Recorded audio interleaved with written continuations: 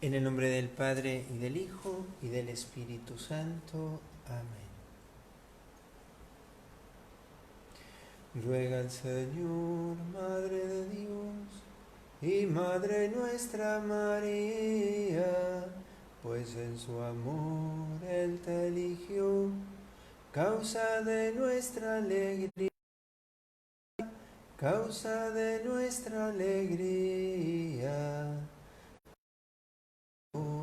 Te preparó y te cuidó con esmero, porque en su plan de salvación te hizo puerta del cielo, te hizo puerta del cielo.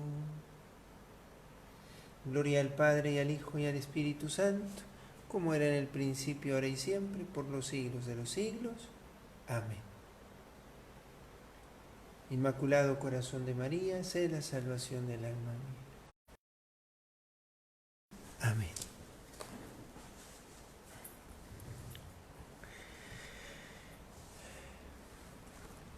Retomando lo que veníamos haciendo estos jueves de la Cuaresma, que lo iniciamos con un fervor particular, singular, decíamos, nos embarcábamos en este año en el que ya habíamos iniciado el año mariano nacional. Queríamos dedicarle estos jueves de la Cuaresma a este curso de Mariología, conocer a la para hacernos marianos o para crecer en nuestra condición de marianos, más que mariólogos, pero también conocer a María para amarla más. La providencia, los acontecimientos escapan a esos designios de la providencia, hoy nos han puesto en una circunstancia muy singular. ¿Sí? Quienes pueden estar siguiendo este curso lo hacen, ¿no?, de esta manera. Y por eso este tema, este quinto tema, iba a ser María en las Sagradas Escrituras, pero vamos a tomar Redemptoris Mater, está en latín, Redemptoris Mater, la Madre del Redentor, que es el nombre con el que Juan Pablo II, el 25 de marzo de 1987, promulga una encíclica sobre la Bienaventurada Virgen María en la vida de la Iglesia peregrina. La habíamos nombrado a esta encíclica en alguno de los encuentros de este curso, Redemptoris Mater, que era el primer documento de Juan Pablo II sobre la Santísima Virgen, al que le precede, y es bueno tenerlo en cuenta, aquel documento de Pablo VI, Marialis Cultus, de 1974, el culto a la Santísima Virgen, que también lo habíamos ya citado para lectura, ¿no? Pero este Redemptoris Mater es un documento en el que Juan Pablo II expresa con un vuelo teológico, pero también espiritual, lo que su alma vibra frente a esta verdad, la de la realidad de la Santísima Virgen. Recordemos que su lema de su pontificado era totus tuus, ¿no? Pero mirando hacia atrás, ¿sí?, y haciendo memoria de lo que ha sido el Papa Juan Pablo II, y en esa relación singular con la Santísima Virgen, debemos desde el lado de la Virgen totus meus, ¿no? Él consideraba a la Virgen todo suya y la Virgen lo considera a él todo suyo, ¿no? Totus meus. La Virgen podría decir, eres todo mío. Esto que segundo lo podemos decir de cada uno de nosotros. En esta encíclica, que yo les invito a que podamos leyendo, ¿sí?, que se la pueda ir estudiando en este año mariano, una de las lecturas posibles en estos días, Redemptoris Mater, junto con Marialis Cultus de Pablo VI. En el 48 de esta encíclica el Papa recuerda a testigos y maestros de la espiritualidad mariana, que en ese año él proponía que se los volviera a recordar y a reconsiderar, y señala uno que para nosotros nos es últimamente muy particularmente cercano, que es San Luis María Grignion de Montfort, donde habla ahí de la consagración a Cristo por manos de María. Él mismo era consagrado y él recomendaba esto. Él incorpora como memoria litúrgica a San Luis María Grignion de Montfort el 28 de abril. ¿Por qué digo esto? Bueno, por todo lo que implica esto de poder nosotros meditar sobre la Virgen, aprender sobre ella, y contemplando la obra de Dios en María, contemplar cómo María se va desentrañando en el misterio de Cristo, y cómo el misterio de Cristo se desentraña también conociéndole a la Virgen. Por eso, y vamos a tomar un poquito la guía de este documento Redemptoris Mater. Es la Madre del Redentor, ¿sí? Y ese título con el que el Papa inicia este documento, porque todo documento de la Santa Sede lleva el nombre de sus primeras palabras, o sea, toma el nombre de la primera expresión, comienza Redemptoris Mater, y así le queda el nombre, ¿no? Entonces, Madre del Redentor. Pero teniendo en cuenta, vamos a tener como de trasfondo en esta quinta plática, el totus meus, ¿no? Totus tuus, todo tuyo María. Eso es lo que nosotros deseamos, ser todos de ella. Además de una decisión, es una conquista que tenemos que ir haciendo, dejándonos ganar por el afecto de la Madre, que tiene que ir enamorándonos, y el amor por ella tiene que ir moldeando nuestro corazón, porque Jesús también va a manifestar para con ella un afecto singular. Dios Padre va a manifestar para con María un afecto singular. Él la elige como madre de su Hijo, ¿no? Pero poderle escuchar a la Virgen decir totus meus, todo mío, nos ayuda como a pensar la devoción a la Santísima Virgen desde el otro lado. Si un cristiano no católico quisiera explicar la relación de Jesús con la Santísima Virgen, uno podría preguntarle: ¿podrías poner estas palabras en los labios de María cuando habla de Jesús, totus meus? La Virgen podría decir que Jesús es todo de ella. Al momento de que el Verbo se hizo carne, Jesús nace de María Virgen, ¿no? O de la Santísima Virgen, o de María, como le llaman, ¿no? A María le corresponde decir totus meus, a Jesús, ¿no es cierto? No sé qué respuesta obtendríamos, ¿no? Nosotros sabemos que nadie como ella lo puede decir, totus meus, Cristo es todo mío. No porque ella se lo arrebate al Padre Dios, no. Pero así como lo es todo de Dios Padre Cristo, porque su voluntad, su alimento es hacer la voluntad del Padre, también María ella puede decir todo mío.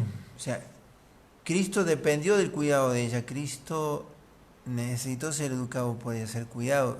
Lo va a decir el Papa en el documento, ya vamos a decir después del número, pero que cuando el plan divino de salvación, allí a partir del número 7, ella tiene un lugar privilegiado. Dice el Papa Juan Pablo II en el número 7, el plan divino de salvación para la Santísima Virgen reserva un lugar especial, un lugar particular a la mujer, entre comillas, el título que aparece en Génesis 3:15, que es la madre de aquel al cual el Padre ha confiado la obra de la salvación. El Padre ha confiado a esta mujer la obra de la salvación. Entonces, en este contexto quisiéramos que nosotros, en este contexto del mundo, podamos nosotros decirnos muchas veces, y diríamos esto, pongámoslo en los estados, ¿no? En nuestros estados de WhatsApp, pero para recordárnoslo mucho, totus meus, todo mío. Me lo está diciendo ella. Si de Dios no se ha escapado este mundo, ¿no?, de las manos de Dios, tampoco se ha escapado por así decirlo, de la mirada y del cuidado de la Virgen, ¿no? Cuando en la obra de la creación o de la obra de la providencia, el catecismo pone a la Santísima Virgen como el modelo de aquellos que confían y esperan en Dios. Es la que cree más allá de lo que se puede calcular, ¿no? Entonces María vivió la experiencia de hacerlo depender todo de su confianza en los designios de Dios. Y Dios hizo maravillas en ella y eso lo canta, ¿no? ¿Cuánto necesitamos nosotros hacer esa experiencia espiritual de la Santísima Virgen, de creerle a Dios, de que Dios lo puede todo, aún vencer la muerte? ¿Sí? Y de que en verdad Dios no está atado a nada, a excepción de la no obediencia de la fe. Si yo no obedezco a la fe, si no obedezco sus designios, bueno, soy yo el que me ato, el que me lo impido. Entonces sirva esto para introducirnos en algunos elementos que vamos a retomar hoy de la Mariología, a un punto del catecismo, y vamos a introducirnos un poco en este documento de Juan Pablo II, para mirar la María en el magisterio de la Iglesia. A este documento le va a preceder otro texto. Entonces, en este contexto, recuérdenlo, podemos decir totus meus, pero puesto en labio de la Virgen. ¿Sí? Y suena muy fuerte. La Virgen lo siente a esto muy, muy singularmente, porque al pie de la cruz ella recibe esta vocación. Si lo puede decir de Jesús, a quien un día ella engendra en su vientre por la acción del Espíritu Santo, al pie de la cruz, no menos con Cristo y el Espíritu Santo, nos engendra para la vida y la gracia. Entonces, ella también puede decir todo mío, ¿no? Todo mío eres, cada uno de nosotros. Le costamos aquel sacrificio del cual ella participó al pie de la cruz, que el Papa lo va a decir en este documento. Por eso, para nosotros, ya lo hemos dicho, hablar de María de alguna manera nos es una tarea imposible, ¿no? Porque es inefable, o sea, no es digna de ser abarcable todo lo que ella encierra, pero nos vamos a acercar cuanto la revelación nos permite y la Iglesia en su tradición también. ¿Cuál sería? Vamos a entrar ahora en Redemptoris Mater. Totus meus es el eco que queremos guardar. El texto que le precede a la Redemptoris Mater, diríamos, es la Marialis Culto de Pablo VI. Es el texto precedente inmediatamente, un documento mariano. Pero ambos, y esto es anterior a Pablo VI, está en el contexto del Concilio Vaticano II, por tanto de Pablo VI, es de la Constitución Dogmática Lumen Gentium, su capítulo 8, Concilio Vaticano II. Constitución Dogmática Lumen Gentium tiene 8 capítulos, el octavo es para la Virgen. La Virgen y su lugar en la Iglesia. Pero de pronto descubrimos que es la Iglesia que tiene un lugar en la Santísima Virgen en el sentido de esto, ¿no? De que ella da a luz la cabeza y también coopera en dar a luz los miembros. Hay una relación tan íntima entre María y la Iglesia que no puede comprenderse a la Iglesia sin ella, ni a ella sin la Iglesia. ¿Por qué? Porque la Iglesia es Cristo. Cristo cabeza y sus miembros, pueblo que nace de la Pascua de Cristo, a los cuales ella también coopera, no solo en el engendrar y dar a luz, sino también en el poder educarlos. Entonces, Lumen Gentium se escribe, Lumen Gentium, capítulo 8, un texto para leer, quien quiere profundizar en la doctrina sobre la Santísima Virgen. Marialis Cultus, de Pablo VI, donde algo vamos a ver el jueves que viene, Dios mediante, donde aparecen allí el culto a la Santísima Virgen, las devociones, allí aparecen lo que recomienda Pablo VI, y la Redemptoris Mater, este documento que ahora vamos a tomar entre manos y del cual vamos a decir algunas cosas. Pero hay 2 numeritos en el Catecismo de la Iglesia Católica, número 148 y 149,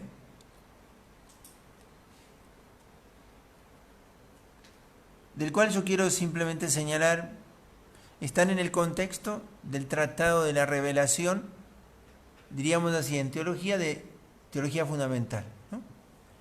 de revelación, y aquí habla de la respuesta del hombre a Dios, la respuesta adecuada, y pone a Abraham y a la Virgen como modelo. ¿Sí? Y entonces la pone a María como aquella que realiza de modo perfecto la obediencia de la fe.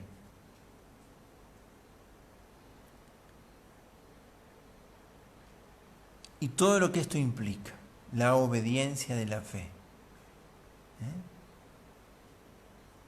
O audire, la obediencia viene del oír, ¿no? Asentir tras darle mi oído, mi escucha, ¿no? Por eso María, por esto se convierte en modelo de mujer orante, de mujer creyente, de mujer que espera, de mujer que ama, ¿no? Pero esto, su realización de la obediencia en la fe, no está dada solo en el asentimiento que da en la encarnación, que es el punto más alto de la historia, en el que la libertad de Dios y la libertad de una criatura se encuentran, en el punto más alto, en el que el Espíritu Santo encuentra la libertad de la Santísima Virgen para restaurar la libertad herida del hombre, pero también para cumplir los designios de Dios Padre. La Virgen, ese asentimiento, no lo va solamente a dar al inicio, sino que lo va a sostener hasta el final. Su fe no vacila. Y eso es lo que ahora nosotros vamos a ver, lo que está en estos dos puntos, podríamos decirlo así, lo va a desarrollar, aparece desarrollado en este documento también, pero me parece en los tiempos que a nosotros nos tocan vivir, totus meus, y tomarla a María como modelo en la obediencia de la fe, también en la oscuridad de la cruz, nos viene muy bien. Nos ayuda mucho, nos inspira mucho. Aquel principio que también en la vida espiritual sostiene mucho, ¿no? Creerle a Dios que lo hará. ¿Cómo? Y entonces viene allí la respuesta, ¿no? Él lo sabe todo, Él lo puede todo y Él me ama. Hasta ahí llegamos, ¿sí? Él lo puede, Él lo sabe todo, Él lo puede todo y me ama. Recuérdenlo siempre. Ante esas situaciones en las que parece que las cosas ya no tienen salida. En la experiencia del pueblo de Israel podríamos hacer una lectura de la historia del pueblo de Israel y cuántas veces ellos se encontraron con esto, con el hambre, con la sed frente al Mar Rojo, frente a los enemigos, a la tierra que debían conquistar. Ellos ponían en duda de que Dios lo supiera todo, como que Dios equivocó el camino. Dios lo sabe todo, Dios lo puede todo y Dios me ama. Si yo maduro estas certezas en mi corazón, voy a aprender de alguna manera a hacer ese camino de la fe que hizo la Santísima Virgen, que es el camino de la Iglesia. Muchos quisiéramos que Dios nos pidiera a nosotros consejos, que Dios fuera más como nosotros esperamos que como Él sabe que debe ser, ¿no? Y sin embargo, la Santísima Virgen acoge en el silencio, vive en el silencio y consuma en el silencio. Pero su silencio no es vacío, sino es el cáliz de la palabra, donde la palabra encuentra su obediencia. Y la obediencia es aquello de lo cual es revestida la palabra en mi vida. O sea, yo le doy mi persona, mi modo en el cual la palabra se encarna. Por eso María encarna de una manera singular su vocación, la que tiene pensada Dios.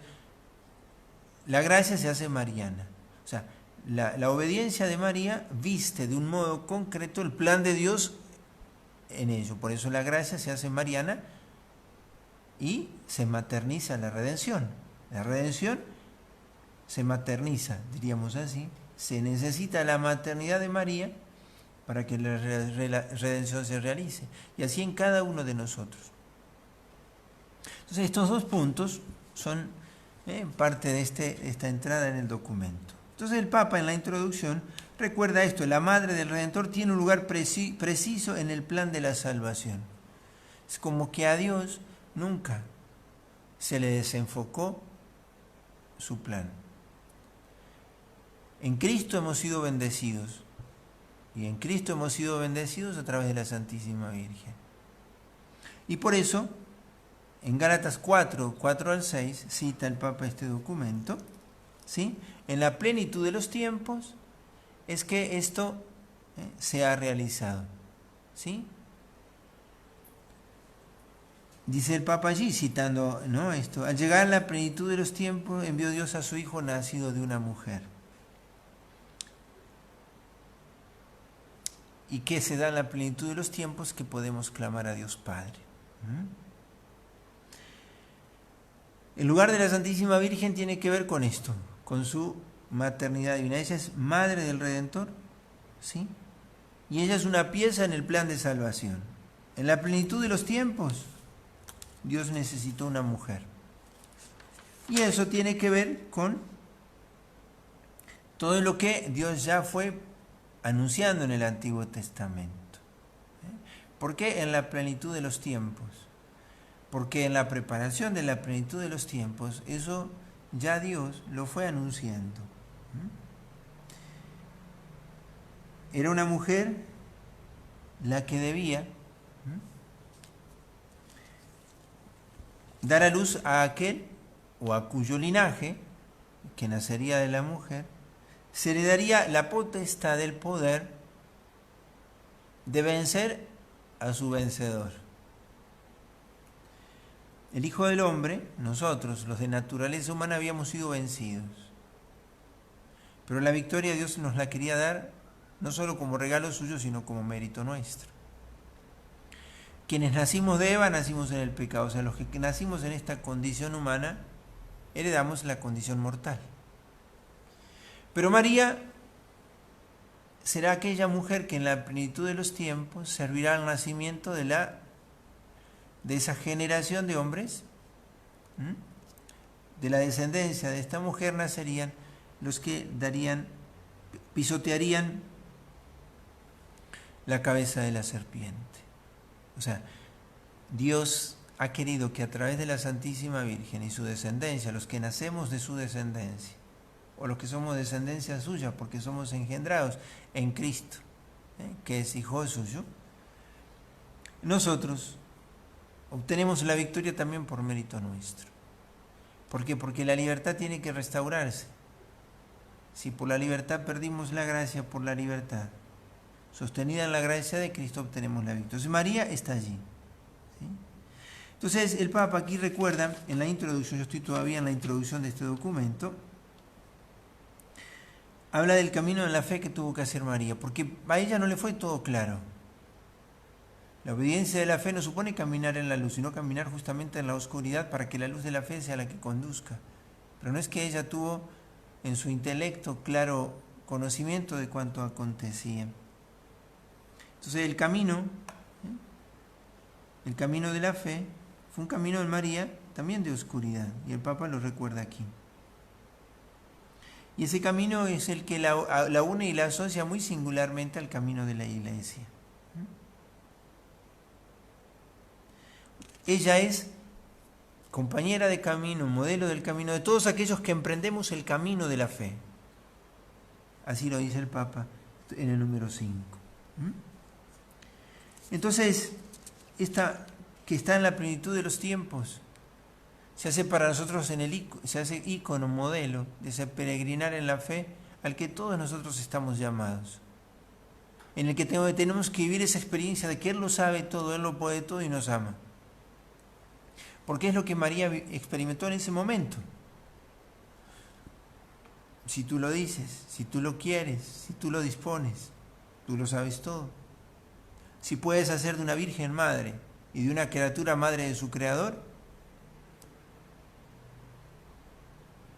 y la certeza de que en ese designio se juega el amor de Dios por la criatura que elige y a la que compromete con su historia. ¿Sí? ¿Por qué? Porque Dios tiene la delicadeza de asociarla a esa, como a nosotros. El amor de Dios se manifiesta en que nos permite a nosotros ser parte lo que decíamos recién, la victoria no es solo don de Dios, es también mérito nuestro. ¿En qué medida? En que Dios permite que con nuestra libertad obedezcamos en la fe, aunque parezca que el triunfo es suyo, pero no es sin nosotros. Entonces el Papa primero vuelve a ponernos o a invitarnos a poner la mirada en María en el misterio de Cristo. Primero señala aquello del capítulo 1 de Efesios, del versículo 3 en adelante, y nos recuerda ese plan de Dios por el que en Cristo nosotros seríamos bendecidos. ¿Quiénes serían bendecidos en Cristo? Todos aquellos que habían sido creados a su imagen y semejanza. Génesis 1:26. Aquellos que habíamos sido hechos a su imagen y semejanza, aquellos que habíamos visto herida nuestra imagen de Dios, aquellos que en nuestra libertad habíamos herido y lastimado esa imagen, a ellos mismos, a nosotros, esa imagen se nos restauraría en Cristo. Por eso el plan divino de salvación, que está expresado así en Efesios 1, si ustedes lo pueden buscar, allí en el capítulo 3 del libro de Efesios, capítulo 1, versículo 3, es una bella oración que quienes rezamos la liturgia de las horas, lo rezamos con cierta frecuencia, ¿no?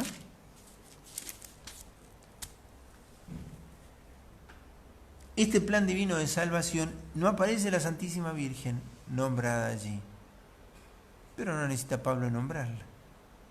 ¿Sí? Sabemos nosotros que ese Cristo, que se nos revela, es el Cristo, verbo hecho carne, muerto y resucitado. En ese plan reserva un lugar particular a la Virgen, pero ¿de qué manera? A la mujer. Mujer entre comillas lo pone Juan Pablo II, porque es el recuerdo de aquella mujer que anunció en Génesis 3:15. Aquí la señala, es la madre de aquel al cual el Padre ha confiado la obra de la salvación, como recién lo decíamos, ¿no? En el plan de Dios, la Virgen es una pieza, pero no secundaria, es clave. ¿Y de qué manera la Virgen es introducida y ella misma se introduce? Porque no es que Dios toma e introduce, Dios no va a violentar. ¿Por qué Dios no le privó de la libertad a Adán y Eva? Para que no pecaran. Porque Dios introduce al hombre en su obra, pero sin impedirle que el hombre lo quiera. O sea, la libertad del hombre es la oportunidad que le da Dios a ser también protagonista de la obra de Dios. Dios no la terminó a la obra sin el hombre. Le dio la libertad a Adán y Eva, al hombre, para que terminara la obra con él. El pecado lo estropeó. Y así como Dios no muda sus decisiones, lo va a hacer con la Santísima Virgen. La introduce en este misterio de Cristo, en este plan, a través de la encarnación, o sea, de la anunciación del ángel, lo que ayer contemplábamos. Y cuando el ángel la visita, no la nombra. El evangelista Lucas la nombra. En el 6º mes, el ángel Gabriel fue enviado a una joven llamada María en Nazaret, desposada con José. Pero cuando el ángel le va a saludar, ¿qué le dice el ángel? ¿No? El ángel la va a nombrar, por así decirlo, con ese título que la distingue, llena de gracia. Ese va a ser el nombre nuevo que le da el cielo.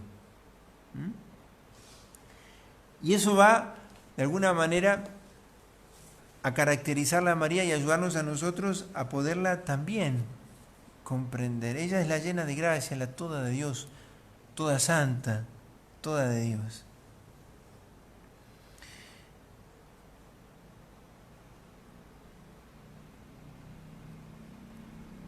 ¿Y qué es toda gracia? En primera carta de Juan 4:8, primera de Juan capítulo 4 versículo 8, cita el Papa aquí, Dios es amor. Entonces, la llena de gracia es la llena del amor de Dios, ¿sí? En la que la vida de Cristo es plenitud.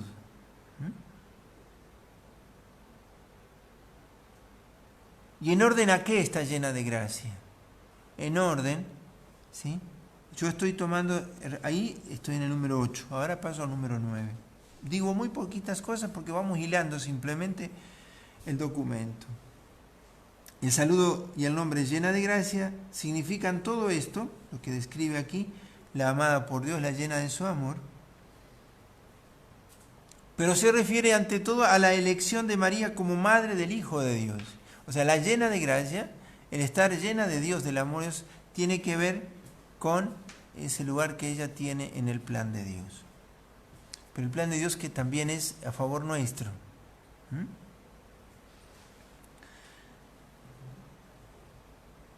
Y entonces aquí está lo que decimos en la encarnación.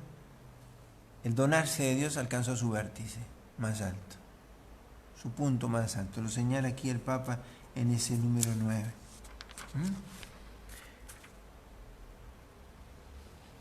Y entonces acá cita el Papa unos conceptos de la tradición y que son muy bellos. María recibe la vida de aquel al que ella misma dio la vida.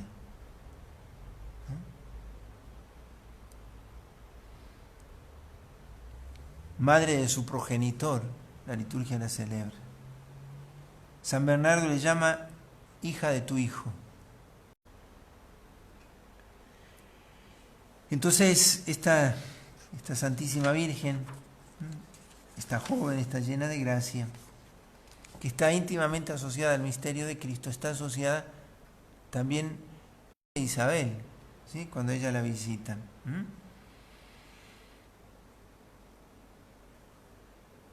Y entonces, lo que Dios le ofrece se realiza porque María consiente con su fiat, con su hágase.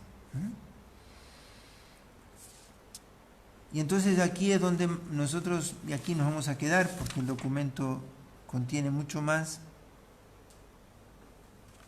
Pero lo que vamos a decir ahora conjuga estos números que van del 13 en adelante. Feliz la que ha creído. A partir de esto, ¿no? De la fe de la Santísima Virgen. Este fiat de María ha decidido desde el punto de vista humano la realización del misterio divino. Lo que decíamos al comienzo respecto a la obediencia de la fe de la Santísima Virgen. Y esto es con lo que nos vamos a quedar hoy, invitándoles a que puedan leer este documento, que es mucho más, yo les he dicho solo algunas ideas. El fiat de María, el hágase de María, ¿sí? Como modelo e inspiración de nuestro fiat, de nuestro hágase, de nuestra obediencia en la fe. Cuánto el Señor también espera de nosotros y cuánto implica para nosotros esta obediencia, este abandonarnos a la verdad. ¿Sí? Esta verdad que en nosotros se va develando también a partir de nuestra obediencia. En María, el misterio de Jesús se va develando a partir de su sí, porque a partir de su sí el Verbo es hecho carne. Y se va develando la historia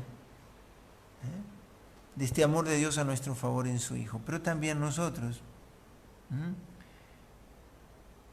La fe, y aquí lo escribí como una síntesis, es estarse en la esfera de Dios, es dejarse tratar por Él.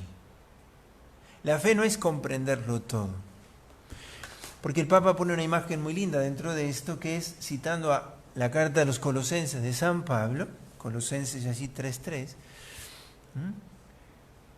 estar ocultos con Cristo en Dios. Dice, durante sus años de Nazaret, María vivió oculta con Cristo.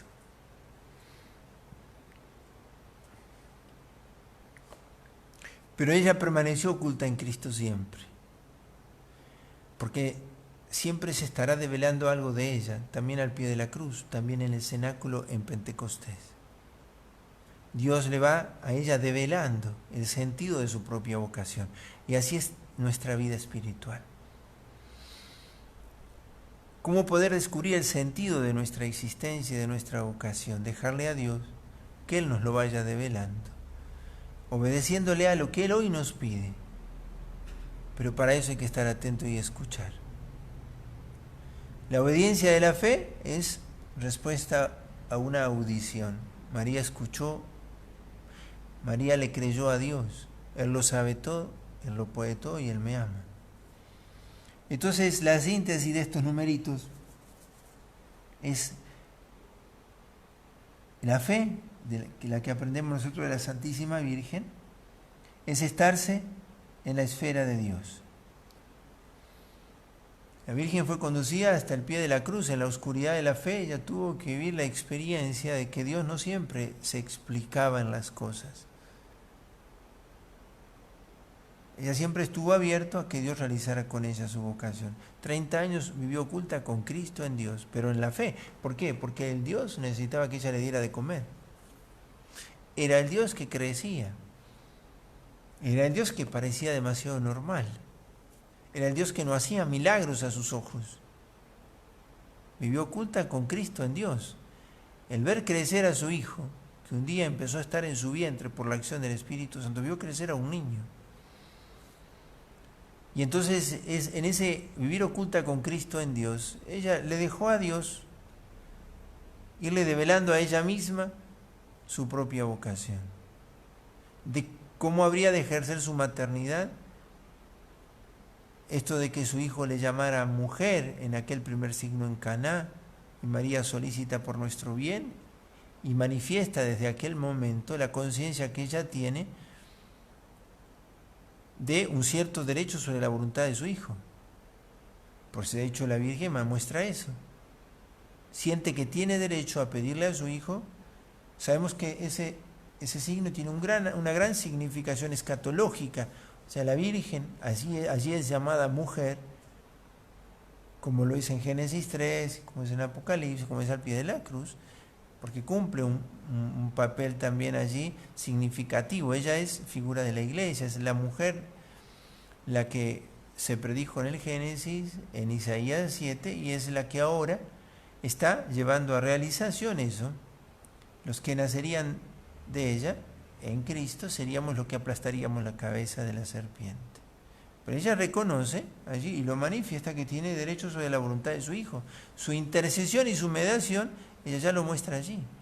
San Bernardo le va a llamar omnipotencia suplicante, porque la voluntad de ella, unida a la voluntad de su Hijo, quería también nuestro bien y lo quiere. Pero esto, para que nos quede también esto, totus meus, todo mío. La Virgen puede decirlo de cada uno de nosotros.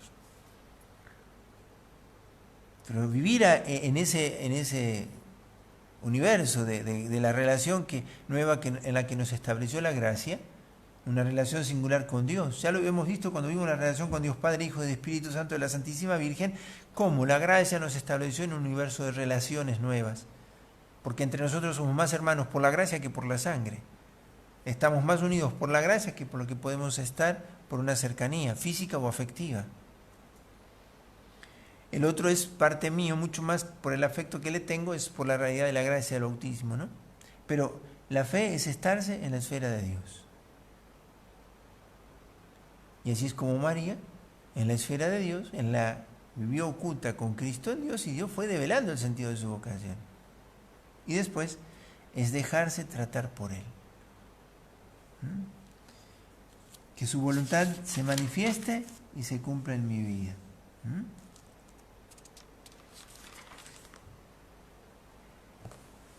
Entonces vamos a cerrar con esto, pero quiero compartirles una oración que es del Antiguo Testamento.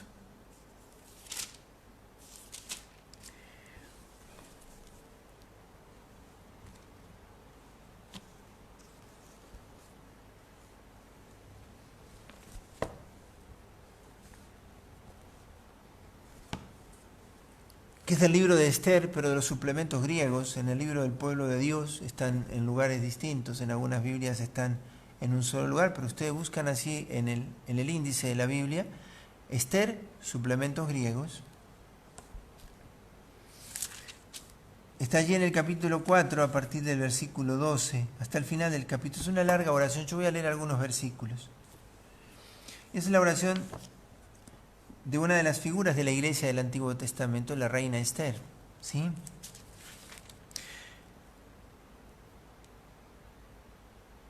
En este relato, el rey Artajerjes, ¿sí?,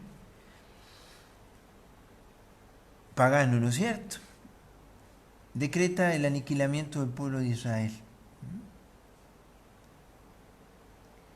Y entonces Esther, que había sido llevada, ¿sí?, como esclava, como una mujer al servicio del rey, era una de las esposas, de las mujeres del rey, también se entera de esto, que sobre su pueblo pesaba una sentencia de muerte, ¿no? Y entonces ella, yo les voy a describir, no les voy a leer todo, pero nos sirve para rezar al final. Ella, presa de una angustia mortal, dice el libro, el que lo tiene lo puede buscar allí, dice, se despojó de sus vestiduras lujosas, de sus vestidos lujosos, y se puso ropa de aflicción y de duelo. En lugar de los perfumes refinados, se cubrió la cabeza de ceniza y basura.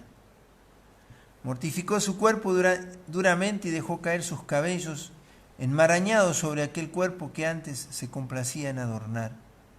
Luego oró al Señor Dios de Israel diciendo. Aquí vamos a encontrar la intercesión de la reina Esther a favor de su pueblo. Y cómo ella obtiene el beneficio del rey presentándose después de esta plegaria, vistiéndose con gran belleza. Pero ¿por qué yo lo pongo acá? Porque esta figura a nosotros nos ayuda también a dimensionar lo que es la omnipotencia suplicante de María, de su lugar en la historia de nuestra fe, de nuestra propia fe personal. Porque el Papa señala aquí también esto de asumir o tener en cuenta a los grandes maestros, y uno es San Luis María Griñón de Montfort, la esclavitud de amor, ¿no? Consagración a Jesús por María. ¿Por qué hacer depender tanto de ella? Entonces, Esther es una de las figuras de María en el Antiguo Testamento, por lo que yo les voy lo que les estoy leyendo, ¿no? La oración es larga, yo les voy a leer algunos versículos. Dice, Señor mío, nuestro Rey, tú eres el único. Ven a socorrerme porque estoy sola, no tengo otra ayuda fuera de ti. Yo aprendí desde mi infancia y en mi familia paterna que tú, Señor, elegiste a Israel entre todos los pueblos. Y tú has hecho por ellos lo que habías prometido. Sí, tú eres justo, Señor. Acuérdate, Señor, y manifiéstate en el momento de nuestra aflicción. Y a mí dame valor, Rey de los dioses y Señor de todos los que tienen autoridad. Líbranos de ellos con tu mano y ven a socorrernos porque estoy sola y no tengo a nadie fuera de ti. Tú que lo conoces todo, sabes que yo detesto la gloria de los impíos y me horroriza el lecho de los incircuncisos. Tú sabes que estoy aquí por necesidad.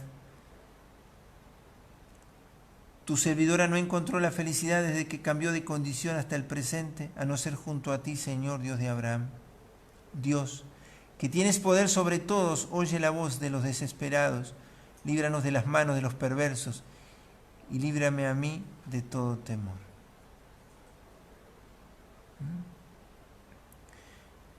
Solo algunos versículos de una oración que tiene 22 versículos. Ella intercede por su pueblo. Dios, que tienes poder sobre todos, oye la voz de los desesperados, líbranos de las manos de los perversos y líbrame a mí de todo temor. La aflicción de los desesperados llega al trono de Dios por labios de María. Entonces María hoy también, en nuestro tiempo, ella presenta las plegarias de los afligidos delante del trono de Dios. Lo creemos. Así como ella en las bodas de Caná, Juan 2, del 1 al 12, manifiesta la conciencia que tiene del cierto derecho sobre la voluntad de su Hijo, ella le pide. Y hasta le ordena, hagan lo que Él les dice. ¿Sí? Sabemos que la Santísima Virgen, a nuestro favor, puede alcanzarnos las gracias que necesitamos.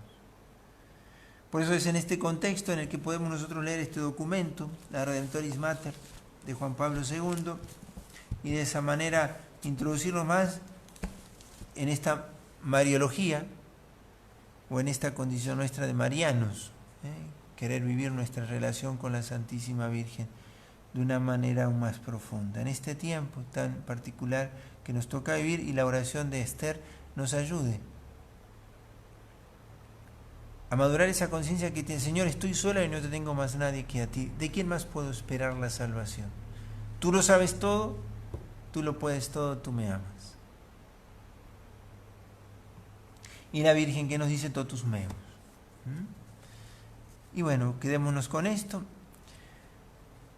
Y de esta manera sigamos profundizando en lo que hemos venido estudiando, en lo que nos han ido estudiando los encuentros anteriores, poderlos estudiar, profundizar.